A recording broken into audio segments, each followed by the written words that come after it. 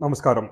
നിലമ്പൂർ ഉപതെരഞ്ഞെടുപ്പിൽ 10,000 മുതൽ 15,000 വരെ ഭൂരിപക്ഷത്തിൽ വിജയിക്കുമെന്ന് യു.ഡി.എഫിന്റെ പ്രാഥമിക വിലയിരുത്തൽ. വഴിക്കടവ് പഞ്ചായത്തിൽ നിന്ന് ഏറ്റവും അധികം ലീഡ് ലഭിക്കുമെന്നാണ് യു.ഡി.എഫ് പ്രതീക്ഷിക്കുന്നത്. 3,500 മുതൽ 4,000 വരെ ഭൂരിപക്ഷം വഴിക്കടവിൽ നിന്നും ലഭിക്കും. 3,000 വോട്ടിന്റെ ലീഡ് മൂത്തേടം പഞ്ചായത്തിൽ നിന്നും ലഭിക്കും. മുൻ DCC പ്രസിഡന്റ് വി പ്രകാശിന്റെ നാടായ എടക്കരയിൽ നിന്നും 1,500 വോട്ടിന്റെ ലീഡാണ് മുന്നണി പ്രതീക്ഷിക്കുന്നത്. LDF ഭരിക്കുന്ന പോത്തുകല്ല് പഞ്ചായത്തിൽ നിന്നും 1,000 വോട്ടിന്റെ ലീഡും, തിരഞ്ഞെടുപ്പിന് മുമ്പ് അട്ടിമറി നടന്ന ചുങ്കത്ര പഞ്ചായത്തിൽ നിന്ന് 1,000 മുതൽ 1,500 വോട്ട് വരെ ലീഡ് വരുമെന്നാണ് വിലയിരുത്തൽ. LDF ഭരിക്കുന്ന നിലമ്പൂർ മുനിസിപ്പാലിറ്റിയിൽ നിന്നും 1,500 വോട്ടിന്റെ ലീഡ് പ്രതീക്ഷിക്കുന്നു. എന്നാൽ അമരമ്പലം, കരുളായി പഞ്ചായത്തുകളിൽ വോട്ട് നില LDFന് ഒപ്പമാകുമെന്നാണ് യു.ഡി.എഫിന്റെ വിലയിരുത്തൽ. മുൻ MLA PV അൻവർ നേടുന്ന വോട്ടുകൾ യു.ഡി.എഫിന് അനുകൂലമാകുമെന്നാണ് കണക്കുകൂട്ടൽ. കഴിഞ്ഞ 2 തെരഞ്ഞെടുപ്പുകളിലായി അൻവറിലൂടെ LDFിലെത്തിയ വോട്ടുകളാകും PV അൻവർ പിടിക്കുകയെന്നും യു.ഡി.എഫ് വിലയിരുത്തുന്നുണ്ട്. എന്നാൽ നിലമ്പൂർ ഉപതെരഞ്ഞെടുപ്പിൽ M സ്വരാജ് വിജയിക്കുമെന്നാണ് LDF വിലയിരുത്തൽ. 2000 താഴെ വോട്ടിന് M സ്വരാജ് വിജയിക്കുമെന്നാണ് ഇടതുമുന്നണിയുടെ തെരഞ്ഞെടുപ്പ് കമ്മിറ്റി കണക്കാക്കുന്നത്.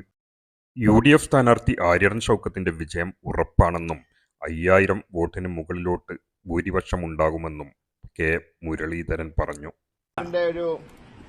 പഴയ ചരിത്രം വെച്ച് ഇങ്ങോട്ടുള്ള ഇലക്ഷൻ പരിശോധിച്ചാൽ എന്ത് വന്നാലും 5,000 വോട്ട് മിനിമം, അത് എത്ര വേണമെങ്കിലും ഉയരാം.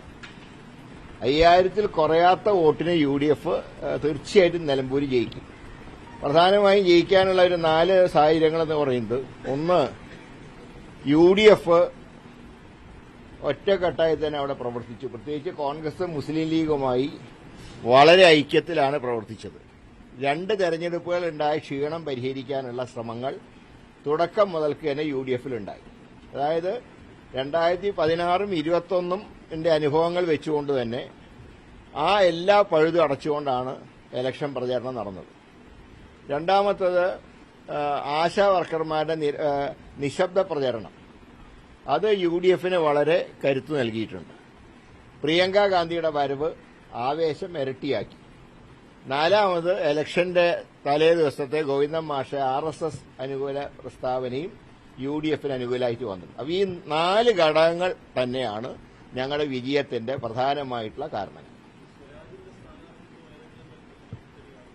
ഇല്ല, സ്വരാജിന്റെ സ്ഥാനാർത്ഥിത്വമൊന്നും ഒരു കണക്കിന് UDFനെ ബാധിക്കില്ല. അദ്ദേഹം തൃപ്പൂണിത്തറയിൽ 5 വർഷം MLA ആയിട്ട് പിന്നീട് നടന്ന ഇലക്ഷനിൽ അദ്ദേഹം പരാജയപ്പെട്ടല്ലോ. അതുകൊണ്ട് സ്വരാജ് അത്ര ഒരു ഗംഭീര സ്ഥാനാർത്ഥിയാണെന്നും ഞങ്ങൾക്ക് അഭിപ്രായമൊന്നുമില്ല. പക്ഷേ അദ്ദേഹം ഒരു ചെറുപ്പക്കാരനാണ്. പക്ഷെ അതൊന്നും ഇലക്ഷനിൽ ഞങ്ങളെ ബാധിക്കില്ല. തീർച്ചയായും ഇത് സർക്കാരിന്റെ വിലയിരുത്തലായിരിക്കും. ഞങ്ങൾ ആദ്യം മുതൽക്കന്നെ പറയുന്ന കാര്യമാണ്. കാരണം ഇതുവരെയുള്ള ബൈ ഇലക്ഷനിലൊക്കെ എല്ലാവരും സിറ്റിംഗ് സീറ്റുകളാണ് നിലനിർത്തിയത്. പക്ഷെ ഞങ്ങളുടെ സിറ്റിംഗ് സീറ്റുകൾ പൊതു തെരഞ്ഞെടുപ്പിൽ ജയിച്ചതിനേക്കാൾ 2 ഇരട്ടി 3 ഇരട്ടി ഭൂരിപക്ഷത്തിലൊക്കെയാണ് ഞങ്ങൾ നിലനിർത്തിയതെങ്കിൽ നിലമ്പൂർ ഞങ്ങൾ പിടിച്ചെടുക്കുക. അതുകൊണ്ട് അല്ല, അതുവരെ പോകാൻ സാധ്യതയുണ്ട്. ഞാൻ പറയുന്നത് നിലമ്പൂരിന്റെ ഇതുവരെയുള്ള ചിത്രം പരിശോധിച്ചാൽ 34 വർഷം MLA ആയിരുന്ന ആര്യാടൻ മുഹമ്മദ് തന്നെ 3 തവണയാണ് 10,000-ൽ കൂടുതൽ ജയിച്ചത്. 87, 2001, 2006. ബാക്കിയെല്ലാം അധികം എബവ് 10,000 ആയി. ഞാൻ ആ ഒരു പിക്ചർ വെച്ചിട്ടാണ് പറയുന്നത്. പക്ഷേ ഈ ഇപ്പോൾ ഉണ്ടായിട്ടുള്ള അനുകൂല ഘടകങ്ങളൊക്കെ വെച്ച് നോക്കുമ്പോൾ രമേശ് പറഞ്ഞ് ഭൂരിപക്ഷത്തിലേക്ക് എത്താം. ഞാൻ ഏറ്റവും കുറച്ച് കണക്ക് പറയുന്ന ഒരാളാണ്.